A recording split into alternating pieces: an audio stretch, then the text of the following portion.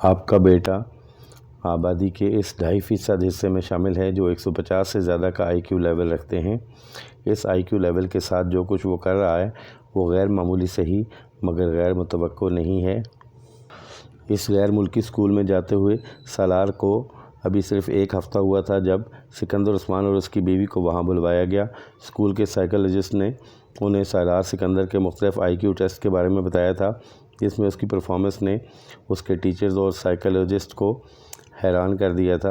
اس school میں وہ 150 کا آئی کیو والا پہلا اور واحد بچہ تھا۔ چند ہی دنوں میں وہ وہاں سب کی توجہ کا مرکز بن گیا تھا۔ سکندر عثمان اور اس کی بیوی سے ملاقات کے دوران سائیکالوجسٹ کو اس کے بچپن کے بارے میں کچھ اور کھوج لگانے کا موقع ملا تھا۔ وہ کافی دلچسپی سے سالار کے کیس کو اسٹڈی کر رہا تھا اور دلچسپی کی یہ نوعیت پروفیشنل نہیں ذاتی تھی۔ اپنے کیریئر میں وہ پہلی بار اس آئی کیو کے بچے کا سامنا کر رہا تھا۔ سکندر عثمان کو آج بھی وہ دن اچھی طرح یاد تھا۔ سالار اس وقت صرف 2 سال کا تھا اور غیر معمولی طور پر وہ اس عمر میں ایک عام بچے کی نسبت زیادہ صاف لہجے میں باتیں کرتا تھا اور باتوں کی نوعیت ایسی ہوتی تھی کہ وہ اور ان کی بیوی اکثر حیران ہوتے۔ ایک دن جب وہ اپنے بھائی سے فون پہ بات کرنے کے لیے فون کر رہے تھے تو سالار ان کے پاس کھڑا تھا۔ وہ اس وقت ٹی وی لاؤنج میں بیٹھے تھے اور فون پر باتیں کرنے کے ساتھ ساتھ ٹی وی بھی دیکھ رہے تھے۔ کچھ دیر بعد انہوں نے فون رکھ دیا تھا۔ ریسیور رکھنے کے فوراً بعد انہوں نے سالار کو فون کا ریسیور اٹھاتے ہوئے دیکھا۔ ہیلو انکل، میں سالار ہوں، وہ کہہ رہا تھا۔ انہوں نے چونک کر اسے دیکھا۔ وہ اطمینان سے ریسیور کان سے لگائے کسی سے باتوں میں مصروف تھا۔ میں ٹھیک ہوں، آپ کیسے ہیں؟ سکندر نے حیرت سے اسے دیکھا۔ پہلے ان کے ذہن میں یہی آیا کہ وہ جھوٹ موٹ فون پر باتیں کر رہا ہے۔ پاپا میرے پاس بیٹھے ٹی وی دیکھ رہے ہیں۔ نہیں، انہوں نے نہیں کہا، میں نے خود کیا ہے۔ وہ اس کے اگلے جملے پر چونکے۔ سالار کس سے باتیں کر رہے ہو؟ سکندر نے پوچھا۔ انکل شاہ نواز سے، سالار نے جواب دیا۔ انہوں نے ہاتھ بڑھا کر ریسیور اس سے لے لیا۔ ان کا خیال تھا کہ اس نے غلطی سے کوئی نمبر ملا لیا ہوگا یا پھر لاسٹ نمبر کو ری ڈائل کر دیا ہوگا۔ انہوں نے کان سے ریسیور لگایا۔ دوسری طرف ان کے بھائی تھے۔ یہ سالار نے نمبر ڈائل کیا ہے؟ انہوں نے معذرت کرتے ہوئے اپنے بھائی سے کہا۔ سالار نے کیسے ڈائل کیا؟ وہ تو بہت چھوٹا ہے، ان کے بھائی نے دوسری طرف سے کچھ حیرانی سے پوچھا۔ میرا خیال ہے اس نے آپ کا نمبر ری ڈائل کیا ہے، اتفاق سے ہاتھ لگ گیا ہوگا، ہاتھ مار رہا تھا سیٹ پر۔ انہوں نے فون بند کر دیا اور ریسیور نیچے رکھ دیا۔ سالار جو خاموشی کے ساتھ ان کی گفتگو سننے میں مصروف تھا، ریسیور نیچے رکھتے ہی ان سے ایک بار پھر ریسیور اٹھا لیا۔ اس بار سکندر عثمان اسے دیکھنے لگے۔ وہ بالکل کسی میچور آدمی کی طرح ایک بار پھر شاہ نواز کا نمبر ڈائل کر رہا تھا اور بڑی روانی کے ساتھ وہ ایک لمحے کے لیے دم بخود رہ گئے۔ 2 سال کے بچے سے انہیں یہ توقع نہیں تھی۔ انہوں نے ہاتھ بڑھا کر کریڈل دبا دیا۔ سالار، تمہیں شاہ نواز کا نمبر معلوم ہے؟ انہوں نے حیرانی کے اس جھٹکے سے سنبھلتے ہوئے کہا۔ ہاں، بڑی اطمینان سے جواب دیا گیا۔ کیا نمبر ہے؟ اس نے بے روانی کے ساتھ وہ نمبر دہرا دیا۔ وہ اس کا چہرہ دیکھنے لگے۔ انہیں اندازہ نہیں تھا کہ وہ گنتی کے اہداف سے واقف ہوگا۔ پھر وہ نمبر۔ تمہیں یہ نمبر کس نے سکھایا؟ میں نے خود سیکھا ہے۔ کیسے؟ ابھی آپ نے ملایا تھا، سالار نے ان کو دیکھتے ہوئے کہا۔ تمہیں گنتی آتی ہے؟ ہاں۔ کہاں تک؟ 100 تک۔ سناؤ۔ وہ مشین کی طرح شروع ہو گیا۔ ایک ہی سانس میں اس نے 100 تک گنتی سنا دی۔ سکندر عثمان کے پیٹ میں بل پڑنے لگے۔ اچھا، میں ایک اور نمبر ڈائل کرتا ہوں، میرے بعد تم اسے ڈائل کرنا، انہوں نے ریسیور اس سے لیتے ہوئے کہا۔ اچھا۔ سالار کو یہ سب ایک دلچسپ کھیل کی طرح لگا۔ سکندر عثمان نے ایک نمبر ملایا اور پھر فون بند کر دیا۔ سالار نے فوراً ریسیور ان سے پکڑ کر انہی کی روانی کے ساتھ وہ نمبر ملایا۔ سکندر عثمان کا سر گھومنے لگا۔ وہی نمبر تھا جو انہوں نے ملایا تھا۔ انہوں نے یکے بعد دیگرے کئی نمبر ملائے اور پھر سالار نے وہی نمبر ملائے اور بغیر کسی غلطی کے وہی نمبر ملاتا رہا۔ وہ یقیناً فوٹوگرافک میموری رکھتا تھا۔ انہوں نے اپنی بیوی کو بلایا۔ میں نے اسے گنتی نہیں سکھائی، میں نے تو بس کچھ دن پہلے اسے چند کتابیں لا کر دی تھیں اور کل ایک بار ایسے ہی اس کے سامنے 100 تک گنتی پڑھی تھی، انہوں نے سکندر عثمان کے استفسار پر کہا۔ سکندر عثمان نے سالار کو ایک بار پھر گنتی سنانے کے لیے کہا۔ وہ سناتا گیا۔ ان کی بیوی ہکا بکا اسے دیکھتی رہیں۔ دونوں میاں بیوی کو یہ اندازہ ہو گیا تھا کہ ان کا بچہ ذہنی اعتبار سے غیر معمولی صلاحیتیں رکھتا ہے اور یہی وجہ تھی کہ ان دونوں نے اپنے باقی بچوں کی نسبت اسے جلدی اسکول میں داخل کروا دیا تھا اور اسکول میں بھی وہ غیر معمولی صلاحیتوں کی وجہ سے بہت جلدی دوسروں کی نظروں میں آ گیا تھا۔ اس بچے کو آپ کی خاص توجہ کی ضرورت ہے۔ عام بچوں کی نسبت ایسے بچے زیادہ حساس ہوتے ہیں۔ اگر آپ اس کی تربیت اچھی کرنے میں کامیاب ہوگے تو یہ بچہ آپ کے اور آپ کے خاندان کے لیے ایک سرمایہ ہوگا، نہ صرف خاندان کے لیے بلکہ آپ کے ملک کے لیے بھی۔ سکندر عثمان اور ان کی بیوی اس غیر ملکی سائیکالوجسٹ کی باتیں بڑی فخریہ انداز میں سنتے رہے۔ اپنے دوسرے بچوں کے مقابلے میں وہ سالار کو زیادہ اہمیت دینے لگے۔ وہ ان کی سب سے چہیتی اولاد تھا اور انہیں اس کی کامیابیوں پر فخر تھا۔ اسکول میں ایک ٹرم کے بعد اسے اگلی کلاس میں پروموٹ کر دیا گیا اور دوسری ٹرم کے بعد اس سے اگلی کلاس میں۔ اس وقت پہلی بار سکندر عثمان کو کچھ تشویش ہونے لگی۔ وہ نہیں چاہتے تھے کہ سالار 8-10 سال کی عمر میں جونیئر یا سینئر کیمبرج کر لیتا، مگر جس رفتار سے وہ ایک کلاس سے دوسری کلاس میں جا رہا تھا یہی ہونا تھا۔ میں چاہتا ہوں آپ میرے بیٹے کو اب پورے 1 سال بعد ہی اگلی کلاس میں پروموشن دیں۔ میں نہیں چاہتا وہ اتنی جلدی اتنے ابنارمل طریقے سے اپنا اکیڈمک کیریئر ختم کر لے۔ آپ اس کے سبجیکٹس اور ایکٹیویٹیز بڑھا دیں مگر اسے نارمل طریقے سے ہی پروموٹ کریں۔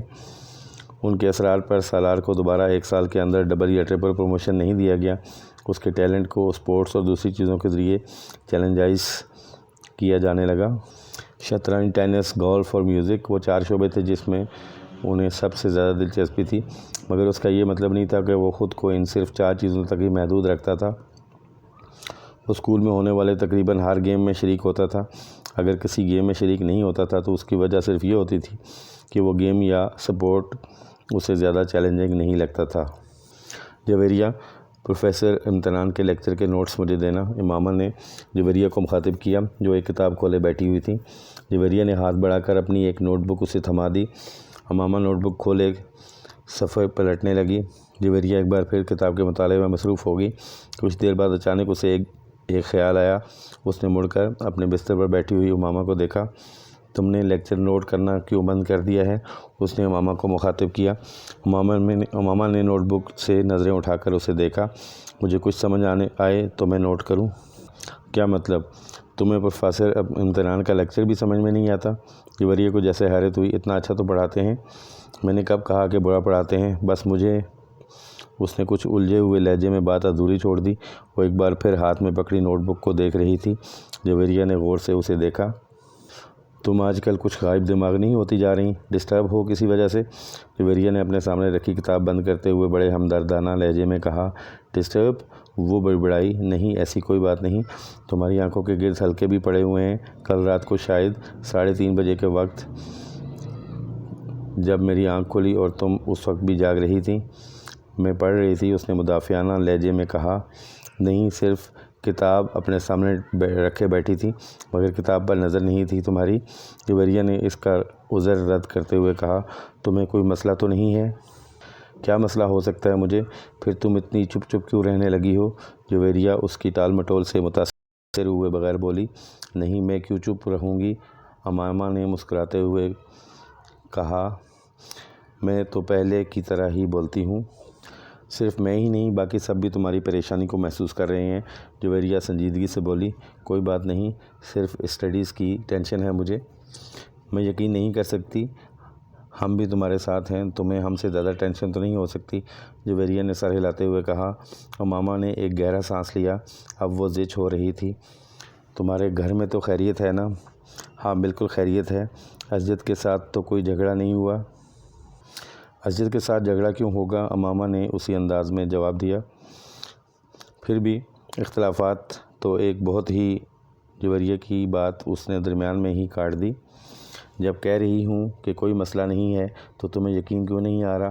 اتنے سالوں سے کون سی بات ہے جو میں نے تم سے شیئر نہیں کی یا جو تمہیں پتہ نہیں ہے؟ پھر بھی تم اس طرح مجھے مجرم سمجھ کر تفتیش کیوں کر رہی ہو؟ اب وہ خفا ہو رہی تھی۔ جویریہ گڑبڑا گئی۔ یقین کیوں نہیں کروں گی؟ میں صرف اس لیے اصرار کر رہی تھی کہ شاید تم مجھے اس لیے اپنا مسئلہ نہیں بتا رہی کہ میں پریشان نہ ہوں، اور تو کوئی بات نہیں۔ جویریہ کچھ نادم سی ہو کر اس کے پاس سے اٹھ کر واپس اپنی اسٹڈی ٹیبل کے سامنے جا بیٹھی۔ اس نے ایک بار پھر وہ کتاب کھول لی جسے وہ پہلے پڑھ رہی تھی۔ کافی دیر تک کتاب پڑھتے رہنے کے بعد اس نے ایک جمائی لی اور گردن موڑ کر لاشعوری طور پر امامہ کو دیکھا۔ وہ دیوار سے ٹیک لگائے اس کی نوٹ بک کھولے بیٹھی تھی مگر اس کی نظریں نوٹ بک پر نہیں تھیں، وہ سامنے والی دیوار پر نظریں جمائے بیٹھی تھی۔ اس نے گاڑی نہر کے پل سے کچھ فاصلے پر کھڑی کر دی، پھر ڈگی سے ایک بوری اور رسی نکالی۔ وہ بوریوں کو کھینچتے ہوئے اس پل کی طرف بڑھتا رہا۔ پاس سے گزرنے والے کچھ راہگیروں نے اسے دیکھا مگر وہ رکے نہیں۔ اوپر پہنچ کر اس نے اپنی شرٹ اتار کر نہر میں پھینک دی۔ چند لمحوں میں اس کی شرٹ بہتے پانی کے ساتھ غائب ہو چکی تھی۔ ڈارک بلو کلر کی تنگ جینز میں اس کا لمبا قد اور خوبصورت جسم بہت نمایاں تھا۔ اس وقت اس شخص کی آنکھوں میں کوئی ایسا تاثر تھا جسے پڑھنا دوسرے کسی بھی شخص کے لیے ناممکن تھا۔ اس کی عمر 19-20 سال ہوگی مگر اس کے قد و قامت اور حلیے نے اس کی عمر کو جیسے بڑھا دیا تھا۔ اس نے رسی پل سے نیچے نہر میں لٹکانی شروع کر دی۔ جب رسی کا سرا پانی میں غائب ہو گیا تو اس نے رسی کا دوسرا سرا بوری کے منہ پر لپیٹ کر سختی سے گیریں لگانی شروع کر دیں۔ وہ اس وقت تک لگاتا رہا جب تک کوئل ختم نہیں ہو گیا۔ پھر وہ پانی میں پڑا سرا واپس کھینچ کر اس نے اندازے سے 3 فٹ کے قریب رسی چھوڑ دی اور اپنے دونوں پیر ساتھ جوڑتے ہوئے اس نے پیروں کے گرد رسی کو بہت مضبوطی کے ساتھ 2-3 بل دیے اور گرہ لگائی۔ اب اس 3 فٹ کے ٹکڑے کے سرے پر بڑی مہارت کے ساتھ اس نے وہ 2 پندے لگائے۔ پھر وہ چکر پل کے منڈیر پر بیٹھ گیا۔ اپنا دایاں ہاتھ کمر کے پیچھے لے جاتے ہوئے اس نے بائیں ہاتھ کے ساتھ پہلے پندے میں سے دایاں ہاتھ گزارا اور پھر بائیں ہاتھ کے ساتھ اس نے وہ پندہ کھینچ کر کس لیا۔ اس کے بعد اس نے کمر کے پیچھے دائیں ہاتھ کے ساتھ دوسرا پندہ میں سے بائیں ہاتھ گزارا اور دائیں ہاتھ سے اسے کس دیا۔ اس کے چہرے پر اطمینان بھری مسکراہٹ نمودار ہوئی اور ایک گہرا سانس لیتے ہوئے اس نے پشت کے بل خود کو منڈیر سے نیچے گرا دیا۔ ایک جھٹکے کے ساتھ اس کا سر پانی سے ٹکرایا اور کمر تک کا حصہ پانی میں ڈوب گیا۔ پھر رسی ختم ہو گئی۔ اب وہ اسی طرح لٹکا ہوا تھا کہ اس کے بازو پشت پر بندھے ہوئے تھے اور کمر تک کا دھڑ پانی کے اندر تھا۔ بوری میں موجود وزن یقیناً اس کے وزن سے زیادہ تھا۔ یہی وجہ تھی کہ بوری اس کے ساتھ نیچے نہیں آئی۔ وہ اسی طرح لٹک گیا۔ اس نے اپنا سانس روکا ہوا تھا۔ پانی کے اندر اپنا سر جاتے ہی اس نے آنکھیں کھلی رکھنے کی کوشش کی مگر ناکام رہا۔ پانی گدلا تھا اور اس میں موجود مٹی اس کی آنکھوں میں چبھنے لگی۔ اس نے آنکھیں بند کر لیں۔ اس کے پھیپھڑے اب جیسے پھٹنے لگے تھے۔ اس نے یکدم سانس لینے کی کوشش کی اور پانی منہ اور ناک سے اس کے جسم کے اندر داخل ہونے لگا۔ وہ اب بری طرح پڑپڑا رہا تھا مگر نہ وہ اپنے بازوؤں کو استعمال کر کے خود کو سطح پر لا سکتا تھا اور نہ ہی اپنے جسم کو اٹھا سکتا تھا۔ اس کے جسم کی پڑپڑاہٹ آہستہ آہستہ دم توڑ رہی تھی۔ چند لوگوں نے اسے پل سے نیچے گرتے دیکھا اور چیختے ہوئے اس کی طرف بھاگے۔ رسی ابھی تک ہل رہی تھی۔ ان لوگوں کی سمجھ میں نہیں آ رہا تھا وہ کیا کریں۔ پانی کے نیچے ہونے والی حرکت اب دم توڑ گئی تھی۔ اس کی ٹانگیں اب بالکل بے جان نظر آ رہی تھیں۔ پل پر کھڑے لوگ خوف کے عالم میں اس بے جان وجود کو دیکھ رہے تھے۔ پل پر موجود ہجوم بڑھ رہا تھا۔ نیچے پانی میں موجود وہ وجود ابھی تک ساکت تھا، صرف پانی اسے حرکت دے رہا تھا، کسی پینڈولم کی طرح آگے پیچھے آگے پیچھے آگے پیچھے۔ امامہ جلدی سے تیار ہو جاؤ، رابعہ نے اپنی الماری سے ایک سوٹ نکال کر بیڈ پر پھینکتے ہوئے کہا۔ امامہ نے قدری حیرانی سے اسے دیکھا۔ کس لیے تیار ہو جاؤں؟ بھائی شاپنگ کے لیے جا رہے ہیں، ساتھ چلو، رابعہ نے اسی تیز رفتاری کے ساتھ استری کا پلک نکالتے ہوئے کہا۔ نہیں، مجھے کہیں نہیں جانا، اس نے ایک بار پھر اپنی آنکھوں سے اپنے بازو رکھتے ہوئے کہا۔ وہ اپنے بستر پر لیٹی ہوئی تھی۔ کیا مطلب ہے مجھے کہیں نہیں جانا؟ تم سے کون پوچھ رہا ہے؟ تمہیں بتا رہے ہیں، رابعہ نے اسی لہجے میں کہا۔ اور میں نے بتا دیا ہے میں کہیں نہیں جا رہی، اس نے آنکھوں سے بازو ہٹائے بغیر کہا۔ زینب بھی چل رہی ہے ہمارے ساتھ، پورا گروپ جا رہا ہے، فلم بھی دیکھیں گے واپسی پر، رابعہ نے پورا پروگرام بتاتے ہوئے کہا۔ امامہ نے یک لحظہ اپنی آنکھوں سے بازو ہٹا کر اسے دیکھا۔ زینب بھی جا رہی ہے؟ ہاں، زینب کو ہم راستے سے پک کریں گے۔ امامہ کسی سوچ میں ڈوب گئی۔ تم بہت ڈل ہوتی جا رہی ہو امامہ، رابعہ نے قدرے ناراضگی کے ساتھ تبصرہ کیا۔ ہمارے ساتھ کہیں آنا جانا ہی چھوڑ دیا ہے تم نے، آخر ہوتا کیا جا رہا ہے تمہیں؟ کچھ نہیں، بس میں آج کچھ تھکی ہوئی ہوں اس لیے سونا چاہ رہی ہوں، امامہ نے بازو ہٹا کر اسے دیکھتے ہوئے کہا۔ تھوڑی دیر بعد جویریہ بھی اندر آ گئی۔ وہ بھی اسے اپنے ساتھ چلنے پر مجبور کرتی رہی مگر امامہ کی زبان پر ایک ہی رٹ تھی، نہیں مجھے سونا ہے، میں بہت تھک گئی ہوں۔ وہ مجبوراً اسے برا بھلا کہتے ہوئے وہاں سے چلی گئیں۔ رستے سے انہوں نے زینب کو اس کے گھر سے پک کیا اور زینب کو پک کرتے ہوئے جویریہ کو یاد آیا کہ اس کے بیگ کے اندر کا والٹ نہیں ہے، وہ اسے ہاسٹل میں ہی چھوڑ آئی تھی۔ واپس ہاسٹل چلتے ہیں، وہاں سے والٹ لے کر پھر بازار چلیں گے۔ جویریہ کے کہنے پر وہ لوگ دوبارہ ہاسٹل چلی گئیں مگر وہاں آ کر انہیں حیرانی کا سامنا کرنا پڑا کیونکہ کمرے کے دروازے پر تالا لگا ہوا تھا۔ یہ امامہ کہاں ہے؟ رابعہ نے حیرانی سے کہا۔ پتہ نہیں کمرہ لاک کر کے اس طرح کہاں جا سکتی ہے، وہ تو کہہ رہی تھی کسی سونا ہے۔ جویریہ نے کہا ہاسٹل میں تو کسی کے روم میں نہیں چلی گئی۔ رابعہ نے خیال ظاہر کیا۔ وہ دونوں اگلے کئی منٹ ان واقف لڑکیوں کے کمرے میں جاتی رہیں جن سے ان کی ہیلو ہائی تھی، مگر امامہ کا کہیں پتہ نہیں تھا۔ کہیں ہاسٹل سے باہر تو نہیں گئی؟ رابعہ کو اچانک خیال آیا۔ آؤ وارڈن سے پوچھ لیتے ہیں، جویریہ نے کہا۔ وہ دونوں وارڈن کے پاس چلی آئیں۔ ہاں امامہ ابھی کچھ دیر پہلے باہر گئی ہے، وارڈن نے ان کی انکوائری پر بتایا۔ جویریہ اور رابعہ ایک دوسرے کا منہ دیکھنے لگیں۔ وہ کہہ رہی تھی شام کو وہ آ جائے گی، وارڈن نے انہیں مزید بتایا۔ وہ دونوں وارڈن کے کمرے سے نکل آئیں۔ یہ گئی کہاں ہے؟ ہمارے ساتھ تو جانے سے انکار کر دیا تھا، اسے سونا ہے، وہ تھکی ہوئی ہے اور اس کی طبیعت خراب ہے اور اب اس طرح غائب ہو گئی ہے، رابعہ نے الجھے ہوئے انداز میں کہا۔ رات کو وہ قدرے لیٹ واپس آئیں اور جس وقت واپس آئیں امامہ کمرے میں موجود تھی۔ اس نے مسکراتے ہوئے ان دونوں کا استقبال کیا۔ لگتا ہے خاصی شاپنگ ہوئی ہے آج، اس نے ان دونوں کے ہاتھوں میں پکڑے ہوئے شاپرز کو دیکھتے ہوئے کہا۔ ان دونوں نے اس کی بات کے جواب میں کچھ نہیں کہا، بس شاپرز رکھ کر اسے دیکھنے لگی۔ تم کہاں گئی ہوئی تھی؟ جویریہ نے پوچھا۔ امامہ کو جیسے ایک جھٹکا لگا۔ میں اپنا والیٹ لینے واپس آئی تھی تو تم یہاں نہیں تھیں، کمرہ لاکڈ تھا، جویریہ نے اسی انداز میں کہا۔ میں تم لوگوں کے پیچھے گئی تھی۔ کیا مطلب؟ جویریہ نے کچھ نہ سمجھنے والے انداز میں کہا۔ تمہارے نکلنے کے بعد میرا ارادہ بدل گیا تھا، میں یہاں سے زینب کی طرف گئی کیونکہ تم لوگوں کو اسے پک کرنا تھا، مگر اس کے چوکیدار نے بتایا کہ تم لوگ پہلے ہی وہاں سے نکل گئے ہو، پھر میں وہاں سے واپس آ گئی، بس رستے میں کچھ کتابیں لی تھیں میں نے، امامہ نے کہا۔ دیکھا تم سے پہلے کہا تھا کہ ہمارے ساتھ چلو، مگر اس وقت تم نے فوراً انکار کر دیا، بعد میں بیوقوفوں کی طرح چل پڑی۔ ہم لوگ تو مشکوک ہو گئے تھے تمہارے بارے میں، رابعہ نے کچھ اطمینان سے ایک شاپر کھولتے ہوئے کہا۔ امامہ نے کوئی جواب نہیں دیا، وہ صرف مسکراتے ہوئے ان دونوں کو دیکھتی رہی۔ وہ دونوں اپنے شاپر کھولتے ہوئے خریدی ہوئی چیزیں اسے دکھا رہی تھی۔ تو دوستو اس کے ساتھ ہی یہ قسط اپنے اختتام کو پہنچی۔ حاضر ہوتے ہیں ایک نئی قسط کے ساتھ۔